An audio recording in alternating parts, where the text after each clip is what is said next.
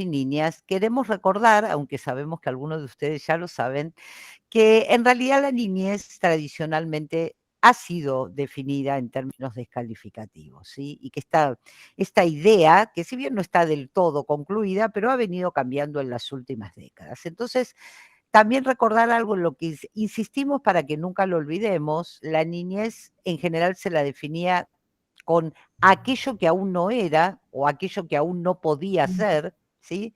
Recordarán la antigua ley de menores que estaba focalizada en el menor. Se muteó Graciela ahí, ¿eh? Me parece que... No, pero se muteó en la pantalla, me parece.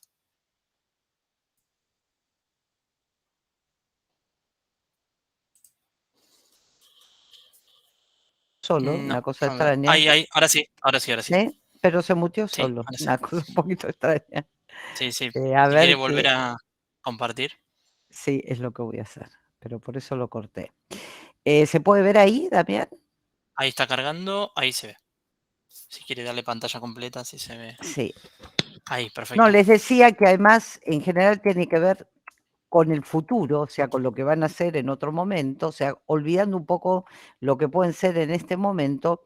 Y también tradicionalmente no se había tenido en cuenta la variable de género, ¿no? Que tiene más que ver con lo que está ocurriendo en este momento. En la actualidad, entonces, podemos decir que se reconoce que el concepto de niñez se construye socialmente, ¿sí? Por lo cual no podemos considerar una sola posibilidad de definición, porque cada sociedad en cada etapa histórica construye su propia definición de niñez. Y además queremos decir que consideramos que las niñas y los niños son protagonistas de sus vidas y es por eso necesario escucharlas y respetarlas, dejando de lado las tradicionales definiciones que solo consideraban las opiniones de los adultos, o sea, de los padres, las madres, los tutores, los docentes, los pediatras, o sea, las personas que estaban o que trabajaban con niños y niñas. Vamos a focalizarnos entonces específicamente en el tema para el cual estamos hoy todos aquí, que es la vulnerabilidad de niños y niñas en Sudamérica. Pero vamos a partir desde lo que pasa con esta palabra vulnerabilidad en nuestra región. Porque en realidad la vulnerabilidad se ha convertido en un rasgo distintivo de la realidad social regional a partir de la década de los 90.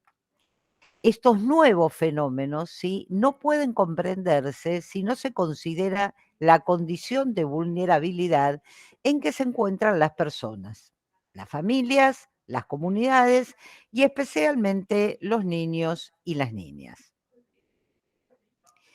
¿Qué es la vulnerabilidad? O sea, ¿cómo podemos definir a la vulnerabilidad? Miren, la vulnerabilidad en principio denota una característica, una condición de riesgo o de indefensión, así como la posibilidad de sufrir algún tipo de daño o de perjuicio, o también de padecer una situación de incertidumbre, ¿no? Algo así como decir, no sabemos qué nos va a pasar.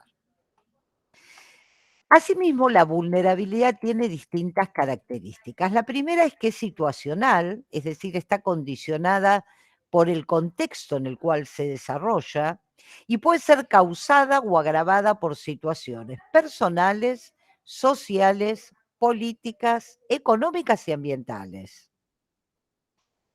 Y además, no solo es situacional, sino que realmente se conforma como un proceso multidimensional y multicausal en el cual las personas pueden resultar lesionadas o dañadas ante cambios o ante la permanencia de situaciones externas o internas que afecten su nivel de bienestar y el ejercicio de sus derechos. O sea, recordemos estas tres particularidades.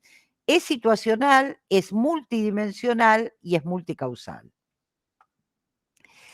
Por ejemplo, si nos remontamos a unos años atrás, el informe sobre desarrollo humano 2014 ya se había centrado en la importancia de reducir la vulnerabilidad basándose en que, si bien la palabra vulnerable parece ser una abstracción, esta palabra se vuelve menos abstracta cuando se buscan respuestas a tres preguntas. Primero, ¿qué sujetos se consideran vulnerables? Segundo, ¿a qué son vulnerables estos sujetos?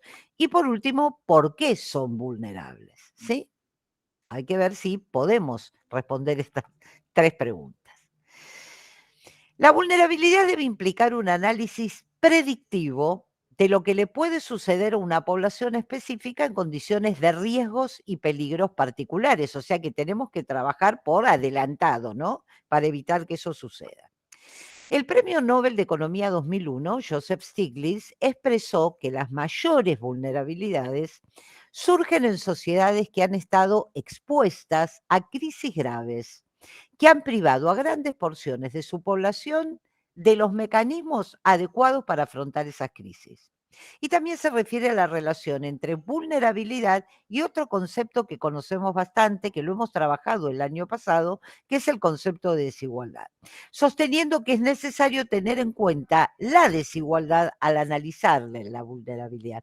Si alguno de ustedes nos acompañó el año pasado, recordarán que había 2 conceptos en relación, desigualdad y vulnerabilidad, que ambos abonaban a que se produjera lamentablemente una situación que se denomina exclusión social. Ahora bien, si el desarrollo humano consiste en ampliar las opciones para las personas, la vulnerabilidad humana surge esencialmente de una restricción de opciones para el desarrollo humano. Y por eso las personas se sienten más vulnerables cuando tienen pocas opciones y cuando estas opciones además también son menos seguras. Ver la vulnerabilidad en el contexto de capacidades y elecciones llama la atención sobre la importante relación entre la vulnerabilidad humana, las diferencias personales, las diversidades ambientales, las variaciones sociales, las perspectivas relacionales y distribución de recursos dentro de los hogares. Todas esas dimensiones tenemos que tener en cuenta.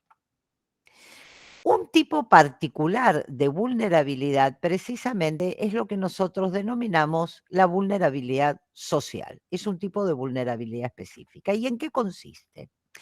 Este tipo de vulnerabilidad parece estrechamente vinculada a la identificación de procesos o de rasgos estructurales que introducen la percepción de situaciones de fragilidad, precariedad, indefensión o incertidumbre que se configuran como condicionantes dinámicas que afectan las posibilidades de integración, de movilidad social ascendente y de desarrollo. ¿Sí? Ahí tenemos ese autor, Moreno Crossley, que particularmente trabaja este tipo de conceptos. En el caso específico de los niños y de las niñas, la vulnerabilidad se define como la inseguridad, precariedad e indefensión en la que se encuentran inmersos los niños y las niñas a causa de las relaciones sociales asimétricas con los adultos, ¿m? Que todavía se mantienen en el accionar de algunas familias, pero también de algunas de las organizaciones que trabajan con niños y niñas. O sea que es un tema que no tenemos aún del todo resuelto. Está enunciado para ser resuelto, pero eso no quiere decir que se haya logrado. Veamos entonces qué ocurre. Miren, esta vulnerabilidad social se define como el conjunto de características que incluyen todos estos elementos que están puestas en esta slide. Miren, el bienestar inicial, que considera el estado nutricional de los niños y las niñas, la salud física y también su salud mental. Los medios de vida y las condiciones de vida, pero también su resiliencia, su capacidad de afrontar la adversidad. La autoprotección que niños y niñas desarrollan, la protección social, que son las formas de respuesta proporcionadas por la sociedad frente a distintos riesgos y amenazas, de las cuales precisamente va a conversarnos a continuación después el próximo expositor, el magíster Lavolpe, y las instituciones sociales y políticas, es decir, el entorno institucional en el establecimiento de buenas condiciones para las precauciones necesarias contra los peligros, así como los derechos de las personas a expresar sus necesidades. Fíjense que son una cantidad de elementos que tenemos que analizar cuando estamos estudiando la vulnerabilidad social en la que muchos niños y niñas aún viven. Ahora, podemos identificar más específicamente 3 tipos de vulnerabilidad. La vulnerabilidad en relación a lo físico, la vulnerabilidad en relación a lo mental, digamos lo psicológico, y la vulnerabilidad precisamente dedicada a la cuestión social, ¿sí? Estos son los 3 tipos de vulnerabilidades. En principio habíamos visto esas dimensiones que estudiábamos, pero estos son los 3 tipos de vulnerabilidades. Entonces, el desarrollo de los niños y de las niñas puede verse gravemente afectado por influencias externas. Por lo tanto, son más vulnerables a ciertas formas de daño, ¿sí? Los entornos son verdaderamente cuestiones que tenemos que cuidar mucho. Ahora bien, la vulnerabilidad social de los niños y las niñas se puede desagregar, la específicamente social, se puede desagregar en 2 grandes bloques, el que se llama vulnerabilidad social económica, y por eso decimos que los niños y las niñas son económicamente vulnerables porque no pueden por sí mismos obtener ingresos, comprarse una casa o transportarse. Y también la vulnerabilidad social en relación a lo político, ¿sí? Los niños y las niñas son políticamente vulnerables porque no logran organizarse de una manera que pueda generar influencia política para cambiar sus vidas, no porque no tengan la capacidad potencial de hacerlo, sino que por los años que tienen de vida no están dados los mecanismos para que efectivamente puedan lograrlo. Entonces, lo que nosotros necesitamos, habiendo hecho este diagnóstico teórico de situación, es alcanzar lo que varios autores llaman la justicia social para niños y niñas. Para hablar del concepto de justicia social vamos a ir a una autora, Nancy Fraser, que es quizá la más emblemática de fines de los 90 y que aún sigue trabajando, cuando Nancy reconoce 2 tipos de reivindicaciones de justicia social. Son los 2 grandes tipos que se han identificado. Lo que tiene que ver con lo que llamamos redistributivo, que es una justicia social centrada en la distribución más justa de recursos y riqueza, y el otro tipo de justicia social que tiene que ver con lo que se denomina el reconocimiento, cuyo objetivo es lograr que se respeten todas las diversidades que nosotros podemos conocer. Fíjense entonces que lo de la justicia social no queda solo pegado a lo económico o a lo material, sino que también tenemos que tener en cuenta todas estas particularidades socioculturales y políticas. Amartya Sen, que también fue Premio Nobel de Economía en el año 1998, entonces nos propone un enfoque de justicia y desarrollo de los 2 conceptos, que centre la atención en las libertades fundamentales que tienen las personas, poniendo atención en lo que se denomina la agencia de los sujetos, que para hacer la palabra agencia no tiene nada que ver con la denominación cotidiana, ¿sí? No es alguien que actúa por otro, sino que todo lo contrario, lo debemos interpretar en el sentido antiguo, precisamente de la Grecia antigua, en el cual la agencia tenía que ver con lo que es el ser actor y protagonista de los hechos. Ya que estos no pueden verse solo como receptores de prestaciones, ¿sí? Porque si no sería volver, en el caso de niñas y niños, a la antigua denominación que decíamos, ¿no? Que tradicionalmente se los veía como personas que están en formación y no se observaba ni se estudiaba lo que hoy les pasa, sino lo que les va a pasar mañana, en lo que se van a convertir mañana. Muy bien. En el caso específicamente de los niños y las niñas, sí, los desempeños o funcionamientos, así se los denomina, que pueden desarrollar ellos y ellas, tendrán un impacto importante en sus capacidades como adultos, ya que las capacidades que tienen los adultos están condicionadas precisamente por sus experiencias cuando fueron niños y niñas, ¿sí? Esto afecta a la vida futura.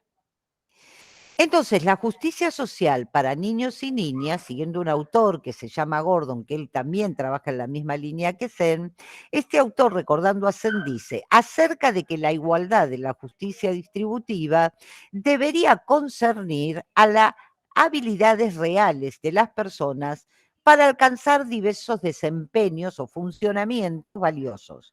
Es decir, la justicia distributiva debería estar principalmente interesada en lo que las personas pueden hacer y no solo en qué bienes económicos y sociales puedan tener. Es necesario entonces consolidar sistemas universales de protección social sensibles a los derechos de la niñez que incluyan una garantía de ingresos para niños y para niñas.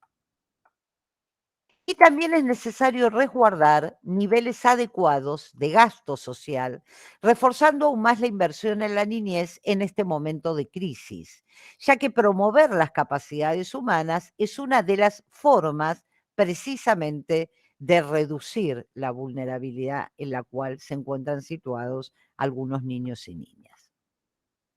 Tenemos que superar las visiones estereotipadas y las creencias arraigadas en los adultos que generan barreras y que no permiten ver situaciones distintas, muchas veces inesperadas, que pueden ser valoradas en forma positiva o negativa por los niños y por las niñas. Y en los últimos años ya ha comenzado a expandir y a visibilizar un movimiento que considera a niños y niñas como sujetos y que se valora su acceso a la palabra. Se tiene en cuenta la palabra de los niños y las niñas. Y es que el conocimiento de la situación real de los niños y las niñas, desde su propia perspectiva, nos ayuda a entender mejor el tipo de sociedad en la cual estamos viviendo. Entonces, para ir concluyendo, diremos que el protagonismo de los niños y las niñas y el desarrollo de su libertad no solo se refieren a la autonomía o independencia que puedan ellos y ellas disfrutar, sino que también se basan en una relación activa con el mundo que los rodea. Esta relación está estrechamente relacionada con la estructura social donde se desarrolla su vida, que a su vez les brinda la oportunidad de desempeñar un papel activo en la sociedad. Tenemos un libro que el año pasado hicimos un primer anuncio de que iba a salir, efectivamente salió en el mes de diciembre, que se llama Justicia Social para los Niños en el Sur, o sea, es un libro en el cual escriben todos autores de distintos países del sur del mundo, ¿sí? Está escrito en inglés, pero bueno, todos los materiales que hacemos a partir de esto que están en castellano van a poder acceder a ellos a través de la página de Unicom. Y la otra cosa que les queremos decir es que así como este año hicimos un curso dedicado a las desigualdades, del cual también participaron 4 colegas de otros países de América Latina, de Perú, de Colombia y de Uruguay, el próximo año vamos a hacer también un curso online totalmente gratuito, que seguramente va a tener alrededor de 6 clases o a lo mejor algunas más, que siempre además de los videos, digamos que cada profesor que invitamos da, está el material de apoyo teórico, que va a estar dedicado a la vulnerabilidad social, o sea, y sí, por supuesto, va a aparecer de alguna manera las desigualdades, pero particularmente el eje va a estar puesto en la vulnerabilidad social de niños y niños en los países del sur, con lo cual pensamos ampliar también la posibilidad de convocar a otros colegas que muy gentilmente hacen esto para colaborar de los distintos países que componen nuestra región. Bueno, como siempre, van a tener allí las consultas e inscripción para este nuevo curso y para todos los materiales. Ese es el mail de Unicom. Igual seguramente Damián se los va a volver a mostrar, pero también aquí está, como para que ustedes puedan conectarse con nosotros. Muchísimas gracias y ahora le vamos a dar la oportunidad al magíster Francisco Lavolpe para que retome precisamente el tema de la protección social y analice los distintos programas y planes que existen en los países de nuestra región para prevenir o para responder, tratando de asistir a la vulnerabilidad de niños y niñas. Muy bien, gracias Graciela. No, Bueno, al contrario. compartimos entonces desde mi pantalla la presentación del profesor Lavolpe.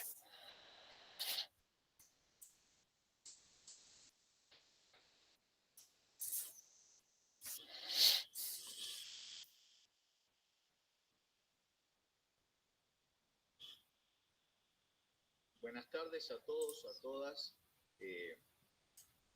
Para mí es un honor compartir esta charla con ustedes. Quiero, antes que nada, agradecer la confianza que me brinda la doctora Graciela Tonón y la oportunidad de estar aquí con ustedes.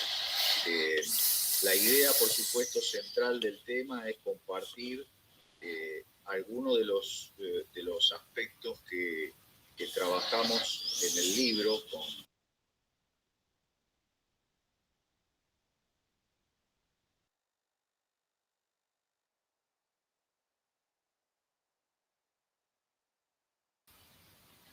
para nosotros ese es un tema central, es decir, además de los aspectos relacionados a vulnerabilidades y condiciones de vida, yo particularmente me enfoqué en el pleno ejercicio de los derechos de la niñez en América Latina. Y hemos descubierto algunos aspectos interesantes, especialmente en lo que tiene que ver a la relación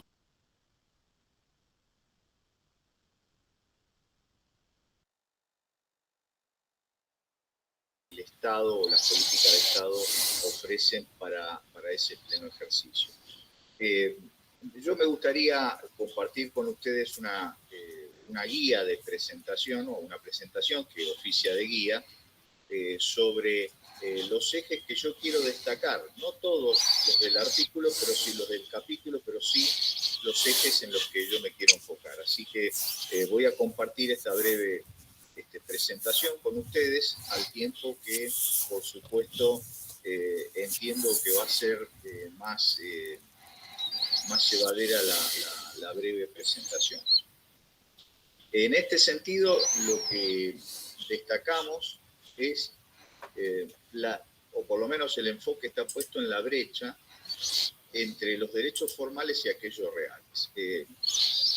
Nosotros nos concentramos en ese punto porque lo que es posible identificar es que efectivamente en la mayoría de los países de América Latina y especialmente de Sudamérica existen leyes, están disponibles las leyes de protección de la niñez, de asistencia a la niñez y además a la familia, ¿no? Especialmente a las mujeres. Se han hecho muchos avances. Y probablemente, un poco para presentar, lo que se nota es que hay una gran diferencia entre disponer efectivamente de las leyes, es decir, claramente el andamiaje, la arquitectura legal está dispuesta para la protección de la niñez, pero lo que se identifica es que segmentos muy importantes de la población, especialmente niños, niñas y adolescentes, no acceden al pleno ejercicio de esos derechos. Y lo que tratamos de identificar es cuáles son las dificultades que aparecen para que esa brecha persista entre el derecho formal y el ejercicio real de los derechos, de manera que las políticas de Estado las puedan por lo menos reducir o resolver. Por eso se identifica como objetivo de política de Estado la revisión de las condiciones estructurales de desigualdad, porque hemos detectado que, por supuesto, yo creo que todos lo sabemos y coincidimos, es una de las características históricas y estructurales de las sociedades latinoamericanas y caribeñas, el tema de la desigualdad. Efectivamente, estamos en una de las regiones más desiguales del planeta. No la más pobre, sí la más desigual. Y eso genera estas enormes dificultades en el acceso al pleno ejercicio de los derechos que de alguna manera sí están plasmados tanto en las constituciones como en el andamiaje legal. De manera que otra cosa que hemos notado es que ha habido periodos importantes de avance. No hay que descartarlos, de avance en todos sentidos, en etapas donde se han mejorado los niveles o reducido los niveles de desigualdad, pero no, a lo largo del tiempo lo que no se logró es que efectivamente esa brecha entre el ejercicio de derechos y los derechos que sí efectivamente se tienen, se reduzca. Como hemos observado, la desigualdad conspira. Esa desigualdad estructural, ese núcleo duro de desigualdad en América Latina, conspira, es un obstáculo. ¿Para qué? Para reducir la pobreza y para facilitar claramente el pleno ejercicio de los derechos y además la gobernabilidad democrática, porque generalmente, como hemos notado, especialmente en los últimos tiempos, se generan o hay nichos de enorme inestabilidad política y social. Como consecuencia de esa desigualdad, los niños sudamericanos no son un grupo homogéneo. Y esto quiero destacarlo porque no es que toda la niñez padece de las mismas dificultades. Cuando hablamos además de derechos, lo tomamos como el enfoque mismo lo participa, de una manera muy amplia. No es solamente el acceso a bienes materiales, sino especialmente a todo tipo de cobertura, desde la seguridad, la violencia, el abuso, y los servicios básicos vinculados a la calidad de vida, al bienestar y a la justicia, es decir, el acceso a dispositivos que reconozcan el ejercicio y el pleno disfrute de su niñez, ¿no? Efectivamente, en eso estamos enfocados. Acá hago referencia a algunos aportes teóricos en el capítulo está sobre la construcción de una idea de justicia y la idea de que el pleno ejercicio, es decir, ¿en qué nos enfocamos nosotros? En la idea de que garantizar el pleno ejercicio de los derechos que sí están instituidos depende de la política de Estado. Es decir, si no hay políticas de Estado que generen la plataforma necesaria para ese pleno ejercicio, bueno, difícilmente se puede acceder al pleno ejercicio. Por eso, ¿qué ponemos? En la mayoría de los países lo que hemos detectado es que hay una diferencia enorme entre tener derechos, lo que nosotros podemos definir como los derechos de jure, es decir, los derechos jurídicos, y ejercer los derechos, es decir, los derechos de facto. Y acá hay una gran diferencia, especialmente orientada a los niños, a la niñez.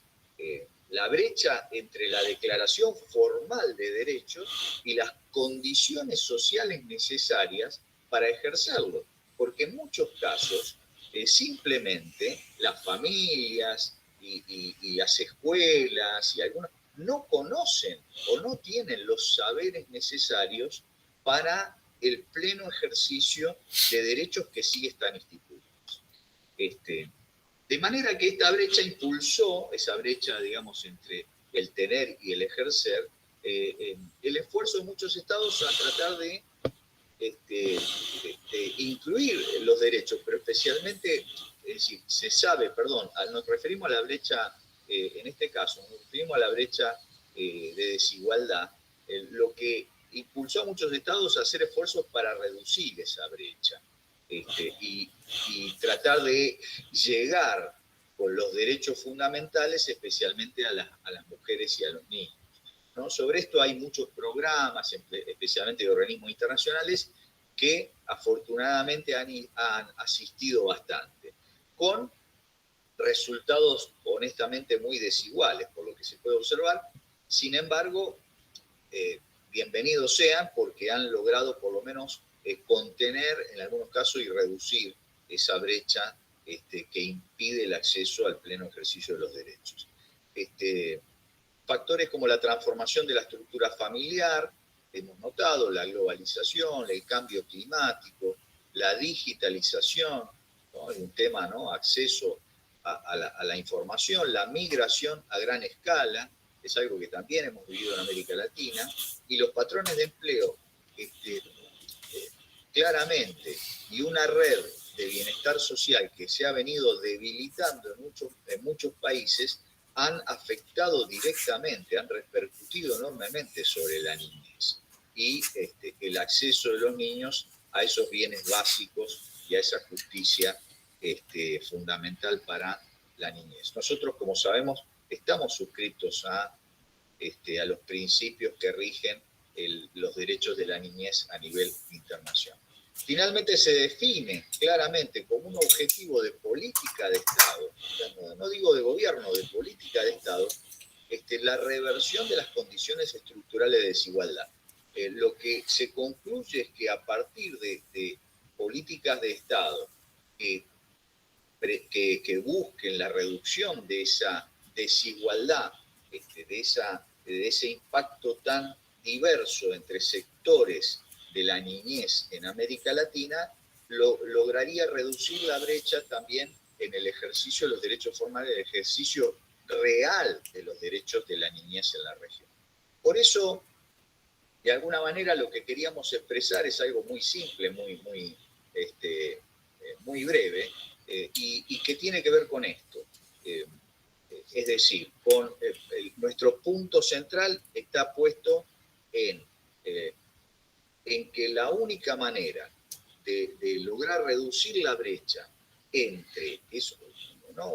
Una diferencia muy importante entre tener derechos y poder ejercerlos efectivamente, el control efectivo, el ejercicio efectivo de esos derechos, especialmente relacionados a la niñez, depende de que los estados incorporen esa idea de reducir la desigualdad y el impacto que esto genera en el pleno ejercicio de los derechos de la niñez. Muchas gracias a todos y a todas.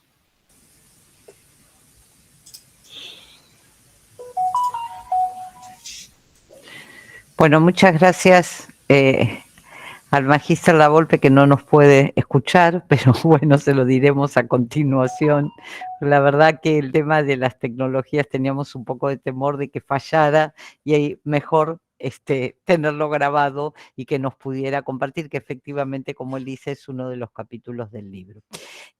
Bueno, nosotros vamos a colocar este material en el lugar que siempre lo ponemos, que es dentro de la página de Unicom, el lugar donde dice eventos, ¿no, Damián? Sí, exactamente. Así que, como sabemos que son temas que tienen su complejidad, porque también hay definiciones que pueden resultar un poquito complicadas, por más que las intentamos explicar lo más fácil posible. Bueno, ahí pueden leerlo con tranquilidad, volver a escucharlo y nos pueden, por supuesto, mandar alguna pregunta o alguna consulta que ustedes quieran hacer, tanto a nosotros, en el caso de nuestros alumnos del seminario del Tecnicado en Minoría y Familia, no es necesario porque nos vamos a ver el lunes que viene, porque las preguntas las podemos hacer todas personalmente. Pero en el caso del resto de las personas que se han conectado con tanta amabilidad, por supuesto, no sé si habrá alguna pregunta en concreto en este momento que podamos contestar, que la pueden hacer por chat, y si no, ya con tranquilidad nos las pueden enviar y ustedes saben que nosotros siempre contestamos todo. Sí, No ahí sé, Graciela Damián, por soy el... una... Sí, no, esto iba a decir, igual por el chat compartimos el mail del instituto, por si alguien también perfecto. se queda pensando y quiere hacernos alguna pregunta a posteriori, ahí lo compartí también por el chat. Bueno, no sé si tenemos alguna que alguien haya hecho.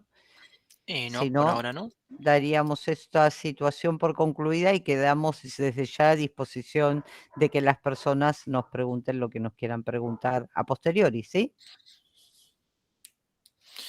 Bien. Bueno, si no hay preguntas, con las chicas y chicos que nos vemos la semana que viene, seguro el lunes, ahí seguro va a haber algunas otras, pero bueno, no dejen de escribirnos si en realidad tienen alguna duda, ¿sí? Y ya cuando tengamos toda la información del curso, como siempre, lo vamos a enviar a toda la lista de distribución, así que se van a enterar seguramente. Bueno, muchísimas gracias, que tengan muy buenas noches, que les vaya muy bien, hasta luego.